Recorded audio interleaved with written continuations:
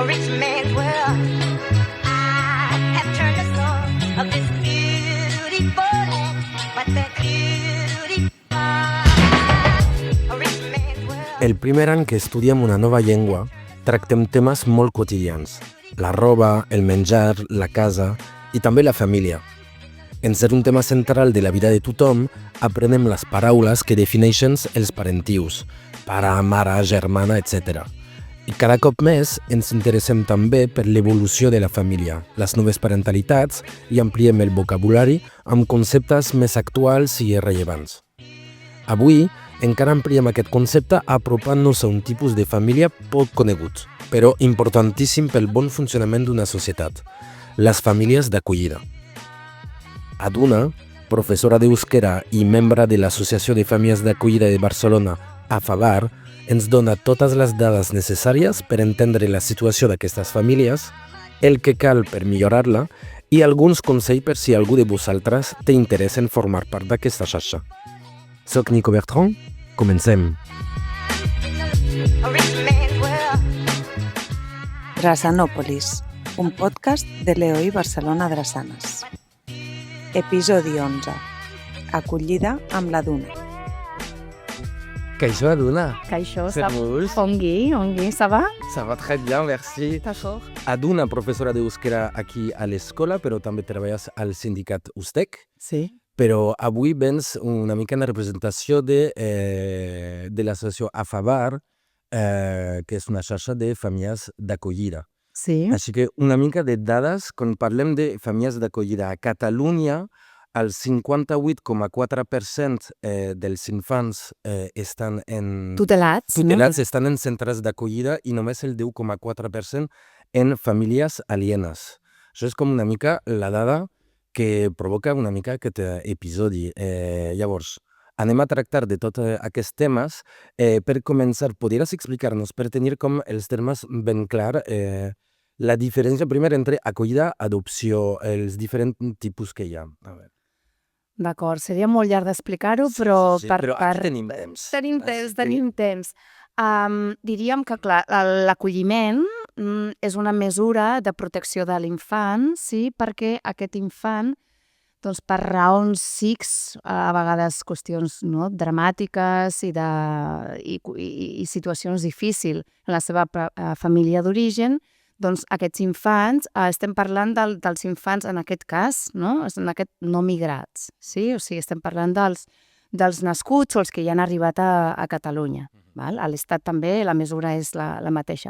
Però en tot cas em refereixo a que són infants que l'administració té la seva tutela i les famílies d'acollida tenim la guarda. Per tant, es diu que és una mesura provisional fins que la família d'origen es recuperi, sempre i quan es pugui recuperar. Per tant, la diferència amb l'adopció és que la relació que tenim amb els nostres infants acollits és una situació vulnerable en el sentit que tampoc sabem fins quan serà aquesta mesura i quants anys hi romandran a la nostra família. En canvi, amb una adopció, la relació és d'una relació legalment filial, encara que no hi hagi cap relació biològica, però hi ha una filiació i es contempla amb totes les lleis. O sigui, és una mesura provisional que seria com la diferència principal en aquest cas. Sí, i l'acolliment també s'acaba als 18 anys, quan aquests infants adolescents ja són majors d'edat. I que després en parlarem també de... I tant. Les coses que van canviar i que l'acompanyament que seria necessari també després dels 18 anys. I tot el que manca a partir dels 18, efectivament, Nico. Sí. Quins tipus d'infants estan en general? Quins tipus, vull dir, és una mica rara preguntar així, però quina situació estan els infants que estan tutelats?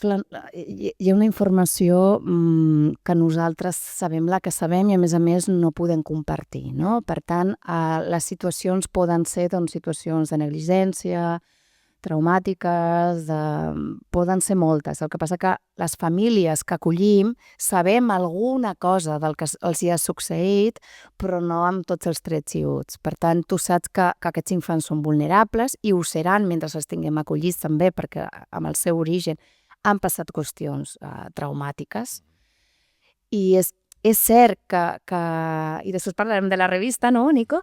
Però en la revista, que després ja en parlarem, doncs nosaltres també posem el focus, no?, en explicar que segurament en aquesta mesura hi ha patiment de les diferents parts, o sigui, no deu ser gens fàcil per a una família biològica doncs, saber que el seu infant, un, dos, a vegades tots, no?, vagin, doncs, això, bueno, que en principi la tutela agafi la Generalitat i que vagin o a un CRAE o a un centre d'acollida amb una família. No deu ser gens fàcil. Per tant, també hi deu haver un patiment, que a vegades també és una pobresa extrema, unes situacions socioeconòmiques no gaire favorables, altres dependències... I llavors l'estatus legal que té una família d'acollida, perquè, clar, a la diferència, com vas dir, de l'adopció, no tens com la... O sigui, tens certa potestat, no? Nosaltres tenim la guarda legal, Va. sí? Aleshores, quan el sindicat també alguna família d'acollida ens truca i abans no sabíem ni fer la pregunta, no? Jo ara que sóc com a l'acollidora ho sé, no? Però la pregunta que hem de fer a la persona que ens truca per preguntar els permisos és: tu tens la guarda legal o la tutela? No? I clar, la tutela la té la Generalitat i nosaltres tenim la guarda legal. Això vol dir que nosaltres som la família d'aquest infant, però és cert que per algunes vegades necessitem doncs, permisos de l'administració perquè és qui té la tutela. Per exemple, per fer el passaport, el DNI, per viatjar, alguns esports de risc i un llarg, etcètera. Quantes famílies hi ha, per exemple, a Catalunya? No sé si hi ha dades exactes d'això. Bueno, es diu que des del 2021 hi ha una estabilitat en què no ha baixat, però tampoc n'hi ha pujat gaire. Per tant, estem parlant entre 700 i 800 famílies d'acollida a tota Catalunya. Que poden tenir, potser, a vegades, més d'un infant. No? Podria ser, podria ser. És cert que no conec jo moltes famílies que en tinguin més d'un infant, però sí, podria ser.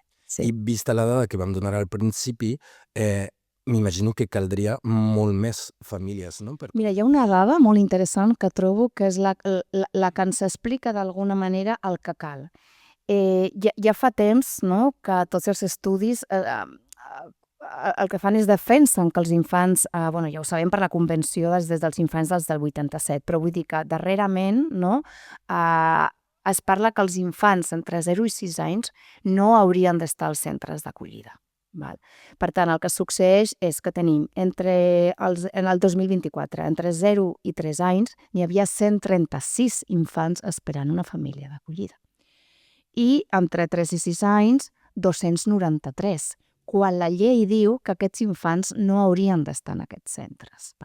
Per tant, el nou govern també va anunciar noves mesures dient que entre 0 i 3 no n'hi haurien d'haver aquests infants als centres.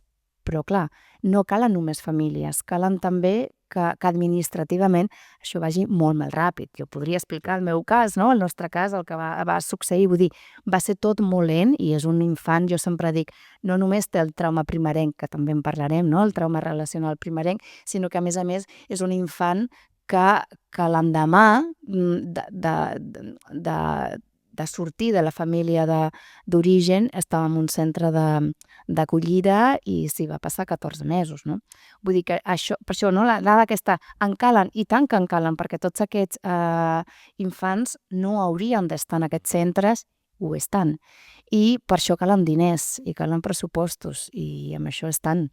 Per això som a FAVAR, no?, a FAVAR, CAFAG, vull dir, totes les associacions a nivell dels 4 territoris i a nivell també nacional de Catalunya, no? Vull dir, per lluitar i per ajudar que l'administració, doncs això, no?, vull dir, sigui rigorosa amb el que anuncia i ho faci factible. Vale. I, per exemple, perquè si parlem de quantes famílies, però també és que hi ha diferents tipus d'acollida. Sí. Perquè hi ha d'urgència, de curta, llarga durada o de necessitat especial. Podries explicar una mica els diferents? Perquè, clar, si persones podien estar interessades en ser família d'acollida, també sabem que hi ha diverses tipologies possibles. Començaré per la més curta, si et sembla, sí? La d'urgència i diagnòstic és mentre aquest infant no se sàpiga ben bé si anirà a acolliment o anirà a adopció, podria ser també, doncs en comptes d'estar, el que diu la llei, en comptes d'estar en un centre d'acollida, que la ràtio és alta, la ràtio vull dir que les educadores fan el que poden, doncs aleshores està en una família d'urgència i diagnòstic. Però amb urgència i diagnòstic no s'hauria de superar els 6 mesos. però tenim companys nostres que coneixem, no? que són famílies d'urgència i diagnòstic i han estat amb l'infant 2 anys i més. Per tant, això vol dir que administrativament també hi ha un retard. Sí? I aleshores, aquestes famílies el que se'ls demana és que un dels dos almenys no treballi. Per tant, ens trobem, això que n'hem parlat alguna vegada amb tu, Nico, que moltes famílies acollidores són docents, Vale. no? Alguns també de sanitat, no? Metges, però és cert que molts suposo perquè els hem vist a les escoles també i ens expliquen aquesta situació, doncs hi ha més sensibilitat, no?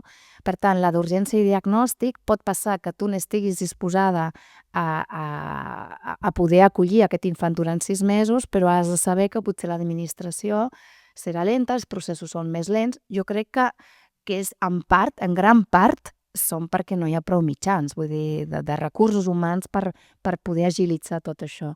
Per tant, aquesta és com la més senzilla d'entendre, però aquests acollidors fan una gran feina, val? Però és la que diem d'urgència i diagnòstic, val? Perquè s'està diagnosticant, doncs això, no? Quina situació serà la millor per a aquest infant. I alguns, doncs això, aniran a adopció, altres a acollida. I després hi ha curta, llarga durada. Sí, bueno, aquí és, a diferència de l'Estat, és la simple, que diem, no? I la majoria dels acolliments aquí a Catalunya començaven per simple. Simple vol dir que l'administració en el moment, i després de l'acoplament, que potser també en parlarem, quan l'infant et diuen, doncs hi ha un acord, no?, entre l'administració i la família d'acollida que diu, doncs sí, signo, no?, és com un contracte, és una resolució, però és com un contracte de dir, no?, doncs jo em faré càrrec, estimaré, cuidaré i tindré la guarda d'aquest infant. Et diu acolliment simple, que és superior a un any, però no se sap fins quan. Vale.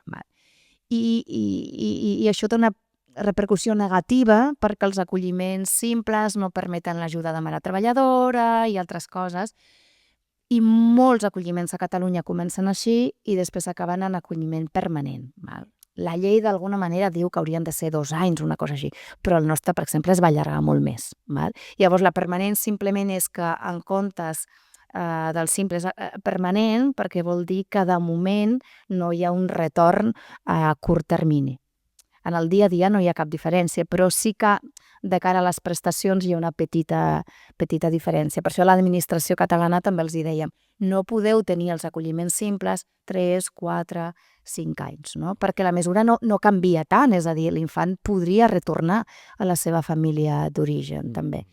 I després, perquè lo de les necessitats educatives, o sigui, tu pots acollir un infant amb unes necessitats X, però les que són com professionalitzades, ara està parat. Val? I hem de veure amb el nou govern, que no és tan nou, però hem de veure a veure què passa perquè hi havia una manca de pressupostos, però, per exemple, a Euskal Herria, tota aquesta part com professionalitzadora o professional de l'acolliment, doncs porta més anys, ho fan diferent o tenen un recorregut més llarg. Una pregunta, quan parles molt de, per exemple, la diferència de la família d'acollida i la família d'origen, hi ha contacte després? La família, cada infant, sí, clar, cada situació, cada infant tindrà les visites, o sigui, diríem que hi ha uns punts establerts, no?, sobretot a la ciutat de Barcelona, a la ciutat de Barcelona i tots els territoris, però aquí a Barcelona, a la província, normalment són a la ciutat, i en aquests punts de trobada, doncs la família tindrà, l'infant tindrà unes visites, per exemple, en el nostre cas, hem tingut una evolució molt llarga, des dels 15 dies inicials. Sé que quan estava al centre d'acollida la mare venia cada setmana, quan va entrar en acolliment va ser cada 15 dies, després cada mes, i com que hi hem passat per els avis hi van, materns, la mare després també té visites amb el pare, per tant, això, i amb els tiets, per això ha anat evolucionant i ara, per exemple, cada mes ho té amb una part de la família. I l'altre dia parlava amb una família que em deia no, la meva filla acollida en té 14 anys i ja hi va sola, les visites no són supervisades perquè la majoria de les trobades són supervisades i potser el nostre fill acollit les tindrà sempre supervisades i aquesta nena, per exemple, sé que la seva mare doncs, ha pogut tenir més nens i estan amb ella, per exemple. Potser, aquest és un indicador que aquesta mare doncs, potser està preparada per a aquestes visites, però en canvi aquesta nena, per exemple, no vol tornar amb la mare i tindrà aquestes visites obertes i ara anirà a dormir a casa també de la mare. Vull dir que cada infant tindrà una situació de visites supervisades o no diferents. I em preguntaves de cara a conèixer-nos. Hi haurà algunes famílies d'origen i acollides que s'hauran conegut. Jo ho he anat preguntant, crec que en algun moment ens arribarà, conèixer, per exemple, l'àvia, però de moment no ens ho han posat sobre la taula i en portem 11 anys ja. Vas nombrar abans un concepte que era el trauma primerenc. Sí. Ens pots explicar? Sí, no sóc experta. No, però bueno. Però, mira, ara normalment critiquem sempre el Departament d'Educació i ara agrairé una cosa que va fer el Departament d'Educació l'any passat. El Departament d'Educació, a la seva formació que ofereix, no?, a tot el professorat i personal d'atenció educativa, doncs el que va fer és va oferir per primera vegada doncs, una formació molt interessant sobre els infants els adoptats i els acollits i el seu trauma i la seva situació, perquè sobretot a primària i a secundària doncs, tinguin la mirada, perquè ja saps que estem en plenes... estem amb negociacions i amb tota aquesta lluita amb l'administració per les nostres condicions laborals i és cert que calen mans, però cal la mirada també. Val? I tot això t'ho deia perquè hi ha aquesta formació que ens han fet. I en aquesta formació el Xavier Garcia recorda que tots aquests infants, per la situació que han viscut, perquè el que els hi ha passat és que el que hauria estat d'origen una qüestió, o sigui, el dret que ells tenen a ser estimats, cuidats, estimulats, doncs no ho han tingut. Per tant, es parla del trauma relacional primerenc, sí? I aquest trauma, doncs, clar, té repercussions a curt i a llarg termini. I a més, ell hi diu efectes duradors. I a més, quan tu aculls un infant, depèn de l'edat que tingui, en podràs saber més o menys, però no saps com li ha afectat en el seu desenvolupament neurològic, emocional, social, cognitiu, conductual, físic i fins i tot de joc, no? I això, segons ell i totes les persones que s'hi dediquen, jo he dit el seu nom, però ja vull dir, el trauma primerenc, del trauma relacional primerenc es parla a nivell mundial, sí? Això provoca uns bloquejos, i aquests bloquejos poden ser que estiguin afectats en la seva capacitat d'aprenentatge, que quan són molt petits no ho pots saber, una capacitat d'autoregulació, i que aquesta segurament és comú a tots aquests infants i adolescents. I clar, i l'alteració neurocognitiva en la memòria, en la planificació, en l'organització, i a vegades no entenem què fan aquests infants ni a primària i a vegades també a secundària, perquè a vegades a primària estan molt continguts, amb una mirada potser més, hi ha uns tutors, però quan passen a secundària doncs hi ha aquest perill, que si no hi ha aquesta mirada, calen recursos, això ja ho hem dit abans, però cal la mirada, no? Vull dir, el nostre fill que està a punt d'anar a secundària, parlàvem amb la psicopedagoga l'altre dia, i parlàvem de la dificultat que tenia la catifa. Ara molts centres de primària i infantil fan la catifa, que és aquell moment on es parlen de les seves necessitats, de grup, és un espai superbonic, però ens deia, perquè jo deia sí, perquè ell tenia dificultat, deia no, és que no tenia dificultat, és que no podia sostenir aquell espai. Parlava, xerrava, empenyava, em deia, no podia sostenir el silenci. No podia i no tenia prou paraules. Ara et diu, m'estic avorrint i m'estic aguantant, m'estic posant molt nerviós. Però em deia, era una incapacitat. I això, penso, perquè la formació que ens han fet fins i tot a les famílies d'acollida ha arribat una mica tard, també. Si ho hagués sabut jo això d'inici, i ho haguéssim pogut explicar també millor a l'escola, perquè l'escola té les eines que té i la mirada, vull dir, són unes ulleres com les ulleres liles amb el feminisme, doncs aquest també són uns infants que tenen aquestes ferides que no es veuen. Perquè a més, i ara... Alguns tindran altres disfuncions. Que hi ha una formació per el Departament d'Educació. L'any passat. Clar, però perquè com ho dius, la mirada es pot perdre quan arriben cap a secundària, però no havia una... Quina dada m'havies dit? Que el percentatge que arriba, per exemple, a la universitat... A la universitat és molt és diferencial comparat un 1%, diuen. 1%, clar. Sí. O sigui que sí que és... A nosaltres, recordo, en la formació ens van dir els vostres fills no arribaran acollits, no arribaran a la universitat. Tal qual. I jo vaig dir, però per què diuen això? O sigui, em va semblar que no era el moment de dir-ho, no? Segurament. Jo crec que hauria estat millor parlar de tot això, no? Que necessiten un acompanyament, perquè la seva autoestima, per molt que tu potser coneixes el meu fill, la seva germana, i dius, aquests no tenen l'autoestima tocada.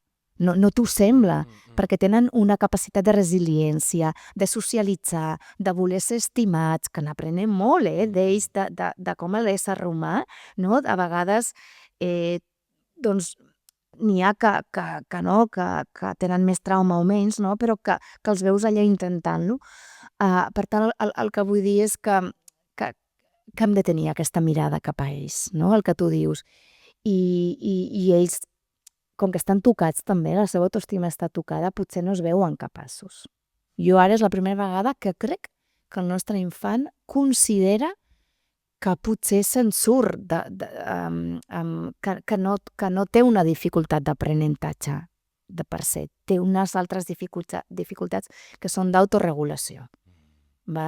No sé en el cas de tots els infants i tots els joves i adolescents, però jo he vist això que semblava que podria tenir una dificultat en l'aprenentatge i en el seu cas és la capacitat d'autoregulació és la que més afectada ha estat, perquè vull pensar que molt que nosaltres en fem molta autocrítica de les coses que hem fet malament també, però que crec que ha estat molt ben acompanyat.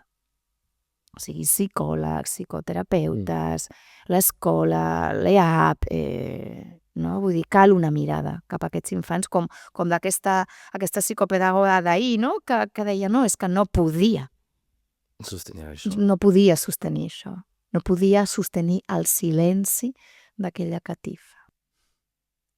Parlant amb la teva experiència, però també la de les altres famílies que coneixes, quins són els motius per ser família d'acollida?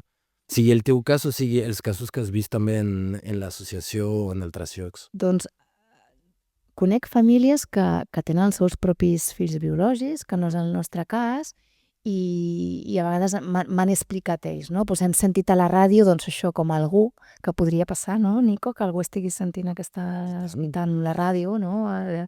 De Trassanàpolis i digui, doncs mira, ara m'hi veig, no? Se m'ha oblidat abans dir que existeix l'acolliment també de caps de setmana i de vacances. Disculpa, se m'ha passat, i aquesta és molt important també, que algú digui, doncs mira, jo ja tinc una certa edat, d'urgència amb un bebè molt petit, un nadó, no m'hi veig, però potser vull donar oportunitats a aquests infants que s'han fet grans als centres d'acollida i que sí que em veuria acompanyant-los els caps de setmana, vacances. Disculpeu, que això no ho hem dit abans. I els motius? No, famílies que et diuen nosaltres ja tenim 2 fills i pensem que serà bo per ells, per nosaltres, per la societat. O sigui, ho fan des d'un lloc potser diferent al d'altres persones que no tenim fills biològics, no? I que hem optat per aquesta... No sé quines són les raons, perquè amb el procés d'idoneïtat, que t'ho pregunten molt, molt, molt, s'hauria de preguntar a les ICIFs, que són aquestes organitzacions externalitzades que ens acompanyen, que algunes són cooperatives, altres són associacions, que fan tota aquesta valoració, ens acompanyen, van amb els infants, vull dir, és tota aquesta part que delega l'ICA. Ells ho deuen saber millor, quines deuen ser les raons. Però jo recordo que la nostra idoneïtat, que ja fa molts anys, preguntaven, però per què? Per què? Jo pensava, no ho dec estar explicant prou bé, perquè clar, a una persona que no té fills biològics se li pregunta segurament més. Per no ser que tu vulguis omplir un buit o perquè tu volies ser mare biològica o volies adoptar i has acabat amb l'acolliment, no? Per tant, et pregunten molt, molt, molt el per què. I jo al final vaig pensar, és que en el meu cas és un desig. Jo no volia ni l'adopció ni altres... Ara no parlaré de mi perquè no té cap importància, però era la que nosaltres volíem. Tot i la incertesa no? Perquè molta gent al costat, les famílies ens deien, no? Però hi ha una incertesa. I jo dic, sí. El que vull dir-te és que la raó de cadascú com serà diferent, no? Per exemple, jo estic aquí parlant amb tu perquè tinc una cosina, en acolliment no, perquè ja és major d'edat, no? I el seu germà havia estat adoptat. Llavors els meus tiets diríem que un d'ells no acabava de veure bé del tot l'acolliment i van començar amb l'adopció, no? I aleshores al final també van fer un acolliment, no? I recordo que ens van dir: vosaltres heu de sentir dins que voleu i que podeu.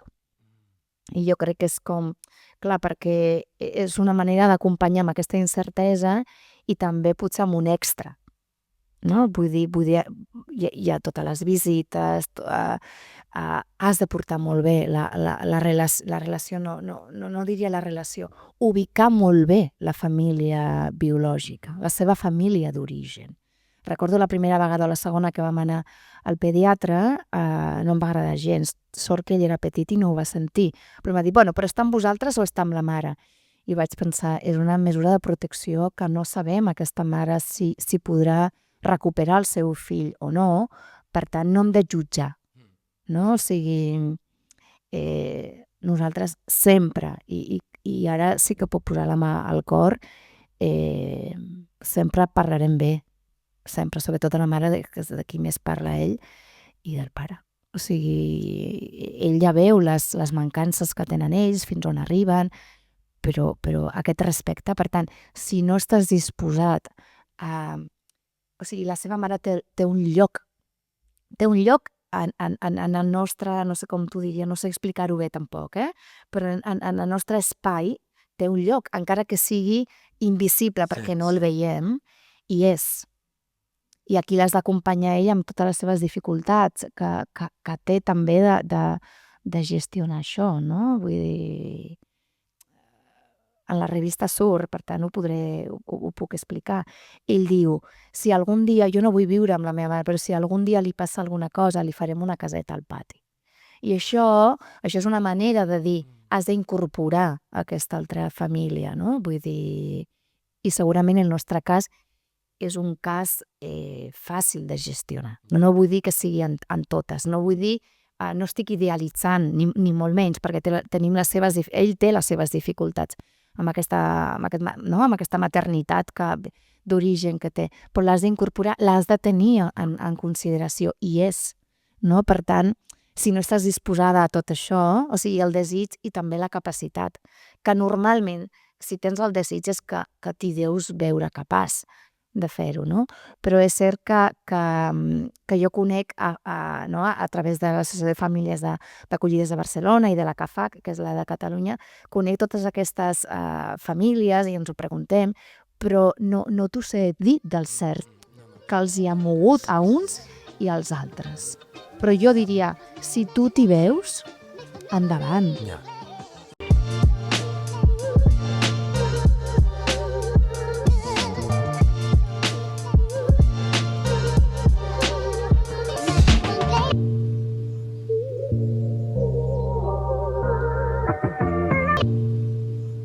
Avui estem aquí amb l'associació L'Hospitalet amb el Sàhara i per això tenim aquí amb nosaltres a la Luisa. Luisa, explica'ns una mica qui sou i què feu. Somos una ONG sin ánimo de lucro. Nosotros traemos niños de los campos de refugiados desde hace muchísimos años. Desde el 96 estamos trayendo niños. Empezó este proyecto.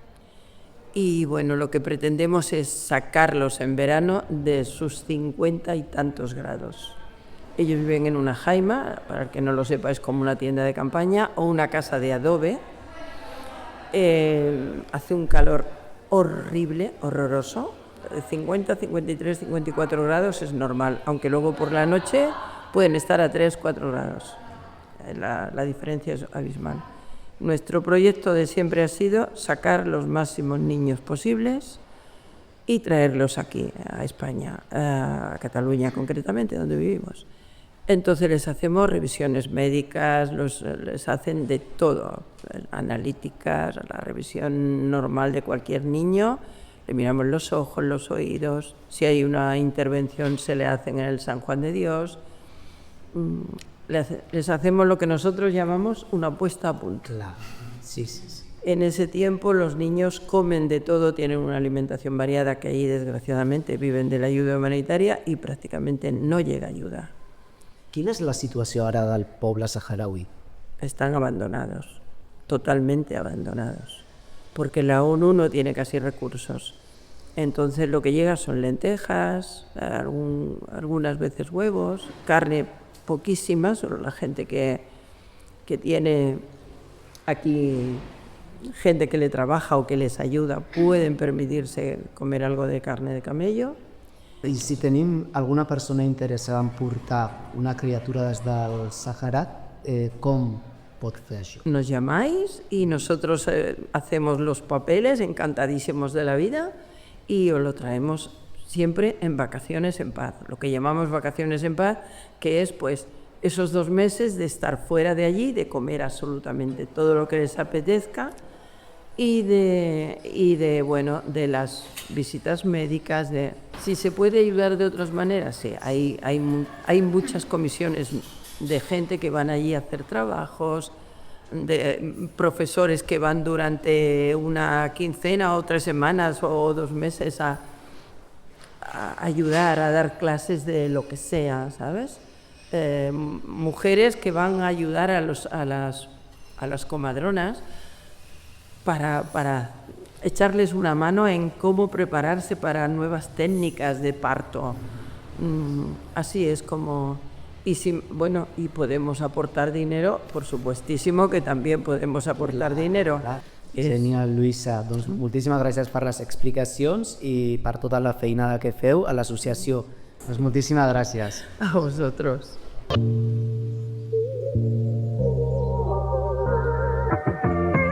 Has parlat diversos cops ja d'una revista que va sortir. A veure, explica'ns que des del sindicat USTEC... Sí, això és una mica una primícia, crec que ho podem dir, una primícia. Aviat sortirà, que us agraden les exclusives.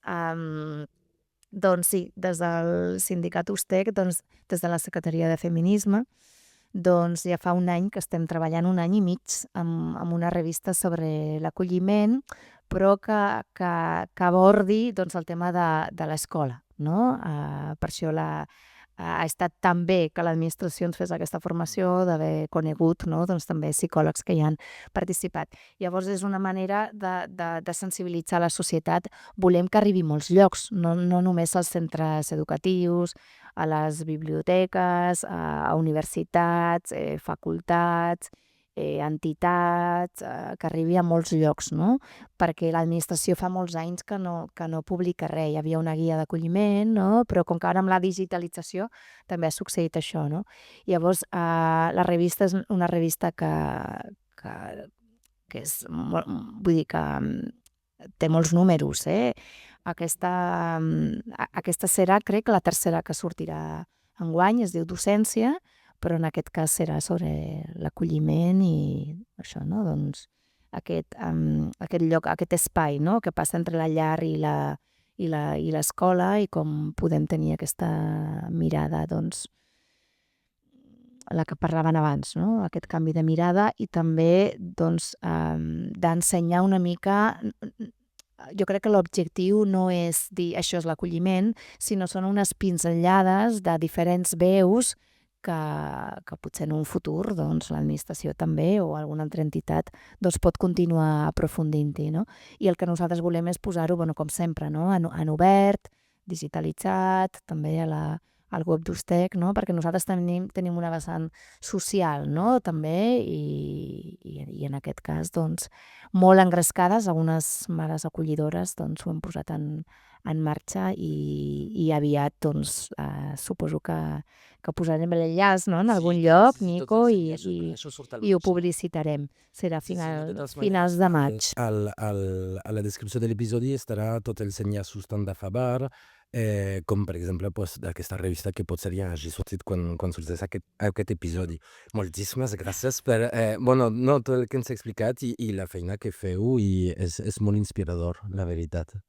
I com per cada episodi, per tancar, fem la mateixa pregunta sempre, que és si tens una paraula favorita o intraduïble de la teva llengua o d'altres que coneixes que volies compartir amb nosaltres, sabeu? Sí, sí. Passem d'una cosa a l'altra, jo ho sé. Sí, no, està molt bé. Hi ha una paraula que fins i tot no sé si l'escric bé, i mira que soc no, docent, soc profe de basc, d'èuscar, és una paraula molt pròpia i que no sé traduir al català, que és catxutxeroa. Quan un espai, podríem dir potser d'aquest espai, no? O sigui, el que estem gravant, catxutxero vol dir un lloc, no tinc paraula, en cap altra llengua, és com un lloc agradable, on t'hi sents bé, és com una mica com acollidor, seria semblant a acollidor, no? Però sí, mira, potser ara que m'ha vingut que estem parlant de l'acolliment, dic potser acollidor podria ser, no? Catxutxeroa. I és per espais, en particular. Sí, és per espais. Que guai. Espais. Oye, doncs de nou, eskerrik asko a Duna i a totes les persones que ens escolten. Com ja he dit, posarem tots els enllaços a la descripció de l'episodi. Moltes gràcies per escoltar-nos i ens veiem en un proper episodi.